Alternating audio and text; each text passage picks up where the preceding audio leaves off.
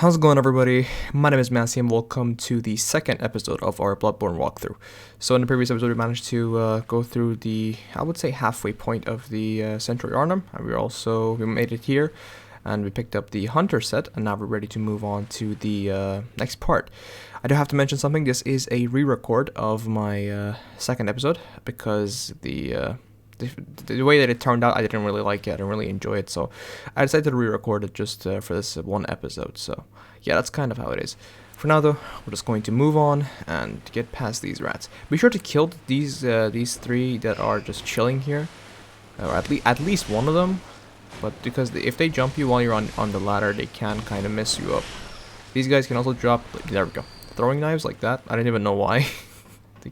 Why would rats drop throwing knives anyway? I guess Miyazaki works in mysterious ways.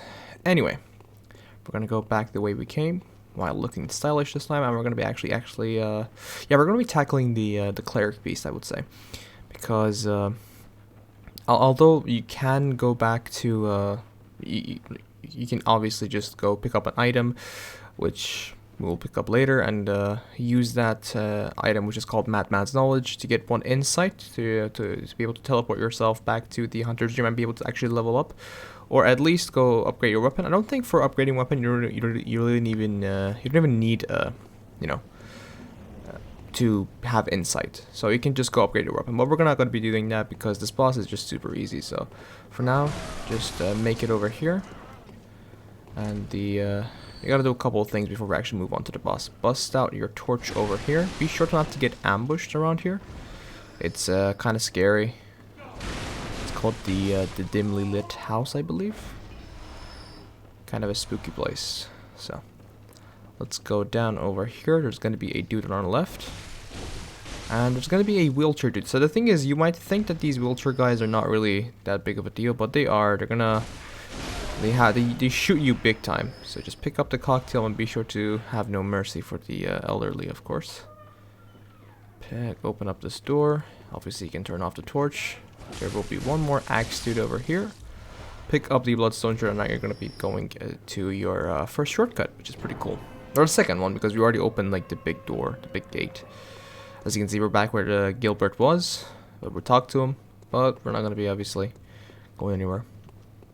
So for now, we're just gonna stick to going up here, back to the big boy bridge, and be sure to have oil urn on your bar, just to be sure, you know. But yeah, if you want to, you can obviously just go back to the Hunter's Gym and upgrade your weapon, but I'm not going to do that. These guys can easily be parried if you just do this. It's not that hard to do. Just fix your timings with each enemy. It takes a while, but you'll get used to it. Kill these guys. There we go. Nice. They're all dead. I'm going to just keep myself on full health just to be. Whoa. Okay. The ragdoll. So the Cleric Beast is an interesting boss, to say the least. This guy is pretty weak to transform attacks like this. So, and since my weapon is a straight-up weapon, I'm going to do extra damage to him, and I kind of not cut off, like hurt his limbs, injure his limbs. Main thing we want to do is you just want to aim at his head, throw oil urns, and then with each oil urn you want to throw a Molotov to consume the oil to do extra damage to him. He will go into a riposte or visceral stat, whatever you want to call it, stance, and you will be able to do a visceral attack on him. Pretty good. And other than that, you just want to stay behind him and yeah, just kill him. He's a pretty simple boss, obviously being the first boss of the game. There we go. As soon as he jumps down, be sure to aim at his head. Throw the oil urn. He's obviously gonna make a jump, and I think my oil urn missed, so thanks game. There we go. So now we're gonna be throwing this at him. Cool. One more. Oh god, really? Oh my god, stop. Oh, I just missed. I just legitimately just missed 3 of my Molotovs because the game just decided to not aim at him. But there we go. As soon as you hear this thunk noise, it's gonna be able to you're gonna be able to do a visceral on him. So now we're going to be chucking every thing that is left, every Molotov that is left, and then after we're done with that, we're going to be actually going like this, behind him, hit him a couple of times, and transform attacks, obviously. He's trying to grab me here. I'm kind of stuck here, but it should be fine. Let's see. There we go. He's being very annoying, but the thing is I'm breaking his limbs at the moment, as you can see. There we go. Okay, he's not really hitting me, which is interesting, really. Oh, no, I thought he was going to do an attack. Nope, he's just, yeah. He's kind of stuck in a kind of a stupid mode. That's what I would call this. Because he's not really attacking me at all. Yeah, he's dead. There we go. He was being very stupid. The boss is usually not this stupid. But at least he managed to witness what it feels like to miss 3 Molotovs in a row. At an oil urn. So I pretty much missed 4 projectiles in a row. Consumables, rather. Anyway, with that, we get the Sword Hunter badge. And now we're going to be able to use a lantern, or lamp rather, to go back to the Hunter's Dream. As you can see, I have 4 insight under, like, the under my blood. It goes on the right, top right, the bottom version, the bottom one with the eye is the insight. That's a kind of a yeah, kind of has gameplay implications, which we actually get into once we see them, but it is kind of it's also a kind of a currency. Each time you see a boss, you also get 1, and when you kill a boss, you get a few based on what the boss is. So even seeing a boss gives you 1, so keep that in mind. For now, though, we're going to go back to the Hunter's Dream and just a level up. Usually I wouldn't level here, but you know, you might as well, why not? There we go. Use the thick cold blood, pick up the old hunter, oh sorry, this is the silencing blank and the beckoning bell. And now you want to talk to this lovely doll that has come to life for some reason. If you don't have insight, she won't be alive, obviously. I'm gonna put all my points into skill. I don't recommend you guys do this normally, but it's a good idea to do it because simply, for me at least, I recommend putting it into vitality or endurance. For me, I just prefer to do a lot of visceral attack damage because skill actually does make your visceral attacks hit really hard. It scales with skill, so pretty cool. Pick up the old hunter bell, which is pretty much the what allows you to summon other hunters, which only NPC hunters. And here we have German. So it's going to be our kind of a mentor guy. And the thing is, he's kind of creepy as well, because he says that you can use the doll as a 6 doll, obviously, for obvious reasons. Bloodborne, I don't know. But we're going to be fortifying our weapon. Even though this weapon is not going to be our main weapon for the game, I'm going to fortify it anyway, because, you know, you might as well have a strong weapon while you're going into the next part of the zone, you know? So, yeah. Teleport to the Great Bridge, where we just killed the Cleric Beast boy. And now we're ready to move on to the rest of the Yharnam. I'm pretty sure I can cover the entirety of Central Yharnam just before Cathedral Ward. So it's going to be enough, I think. We'll see how it goes. Fortunately, the only downside is that we do have to kill these guys again. So, no problem though. It should be okay.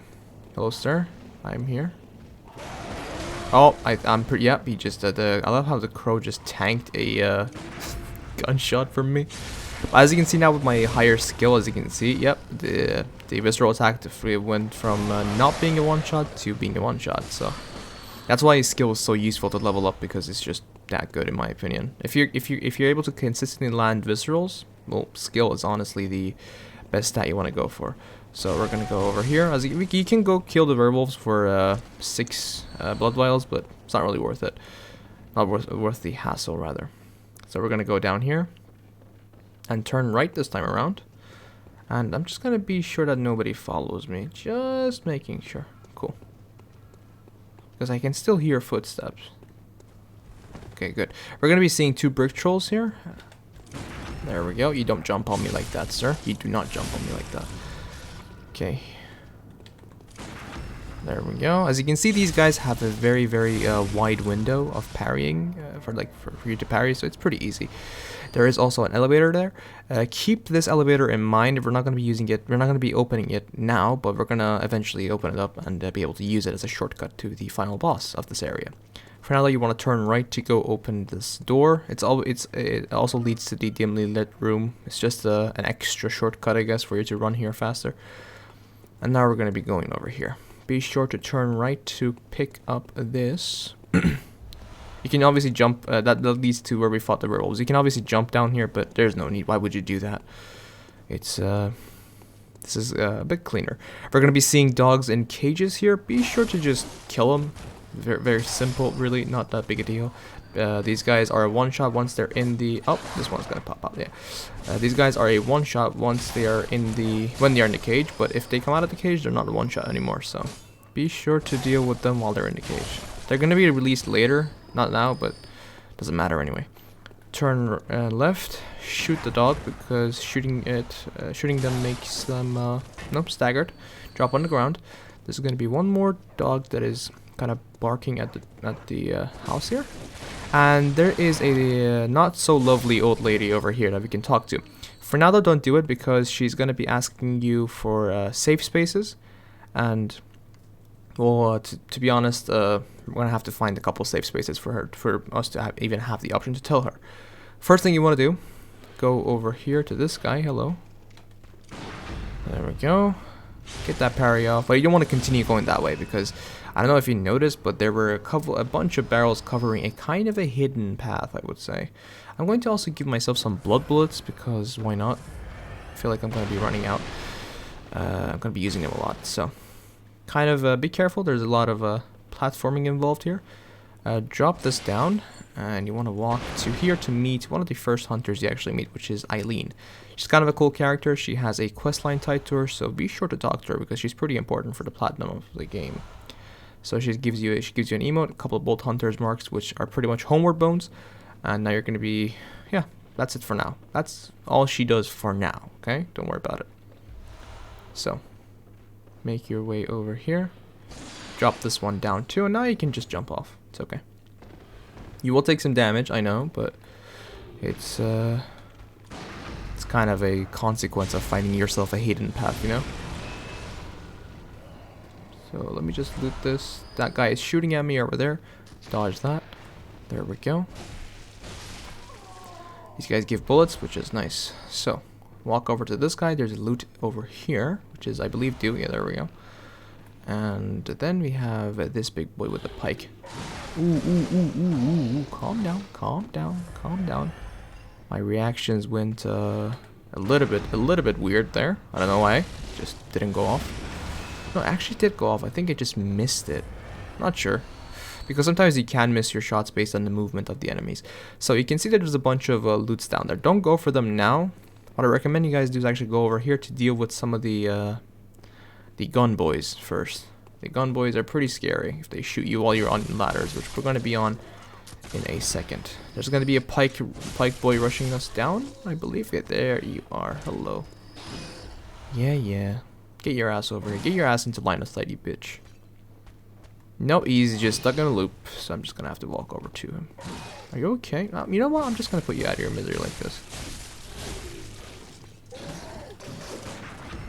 I'm still going to land. Nah, I was going to say... Yeah, well, I actually did. Never mind. I thought I couldn't land the visceral because I just missed it by a little bit, but I did. Ooh, nice. Bloodstone shard. That's actually pretty good. There we go. Go over here to pick up another cold blood. We're going to be looting this entire area, and then we're going to be going down for some more loot. There's going to be a couple of crows here. Deal with them. As you can see, with an upgraded weapon, they are a one-shot. Be sure to kill this guy who is just chilling behind a bunch of barrels. What a bitch. And then you want to turn right for some more crows, and I believe an oil urn, right? Yeah, nice.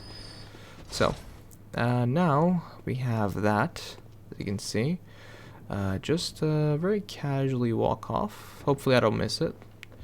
I always miss these. Anyway, once you're down here, should we do that first, or should we do... Nah, actually, yeah, I'm good.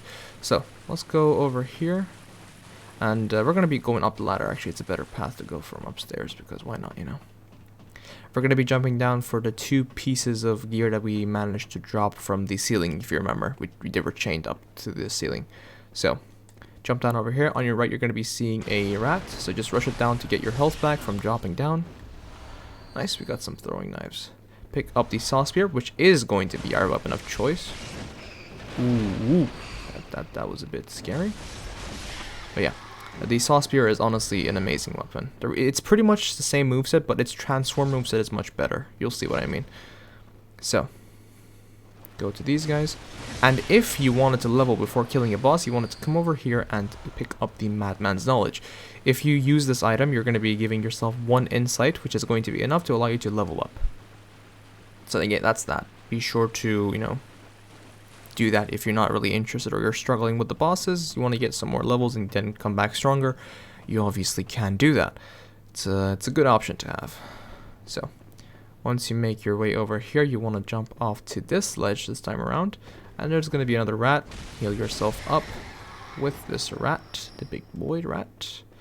We have 2 more rats over here. No problem as always. Some more throwing knives for some reason. And pick up the 2 bloodstone shards and you're good to go.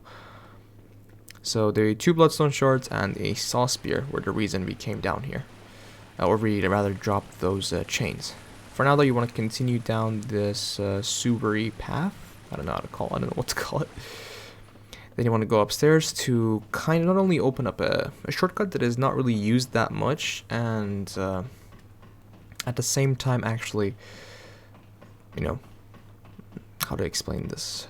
Open up a kind of a quest line, I would say. Yeah, that's a proper way of saying it. On your right, there's going to be a bunch of crows and a Madman's Knowledge. Be sure to kill them. There we go. These crows make a lot of goddamn noise. Jesus Christ. The Madman's Knowledge. There we go. And then you want to turn left for a brick boy, a brick troll boy. As always, go behind them. Shove your hand up their goddamn spine. Pick up the blood vial and you want to go up. You can hear kind of a music box sound coming from over there. That's because there is a house that we can interact with. Be sure to open up the gate. If you don't know where this leads to where we fought the first brick troll that was just chilling over there. I'm not going to go there because he might aggro on me. But that's pretty much the path to the bridge with the 2 dogs. And I'm just going to show you whatever. There we go. That's where we are. Okay? That's where we are. Just be sure to know where we are actually.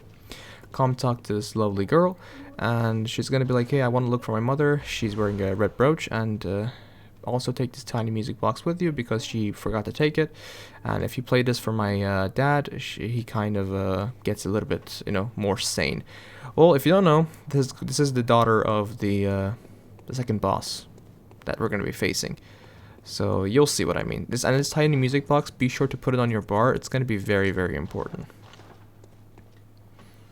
Because it's going to allow us to stun the boss. So make your way over here. These guys, I'm not going to bother killing them. They have a lot of health. It's just a boring enemy. So I'm not going to even do that. So we're just going to be skipping through these guys. I want to turn right. This is the guy I want to kill actually. So as you can see, 4 hits, potentially 5. Yep, 5 hits. That's how annoying these things are. Whoa, let me go. There we go. There we go. Go past them. You can go upstairs for a better, a rather more dangerous path. But the thing is, as scary as this pig looks, I highly recommend rushing him down. Because by the time he sees you and roars at you and stuff, you can just go behind him and do the classic Bloodborne pig fisting. So yeah, as disgusting as that looked, it is what we just did. So pick up the blood vial. And pick up the Cold Blood Dew and the Saw Hunter badge, obviously, that you saw over there. That's a dead end. If you go over there, you will just die. You will fall to your death. And you want to go up here. The reason we took this path rather than taking the ladder before the pig was because if you take that path normally through that big boy bridge that you see behind you, there was going to be a flaming ball, great ball of fire, thrown on the bridge, and it was going to crush you, or it was going to be a hassle, okay? So we avoided that in a very nice manner. Well, sir, what attack are you gonna do? Where are you going? Okay, that wasn't a parry, I guess. Cool.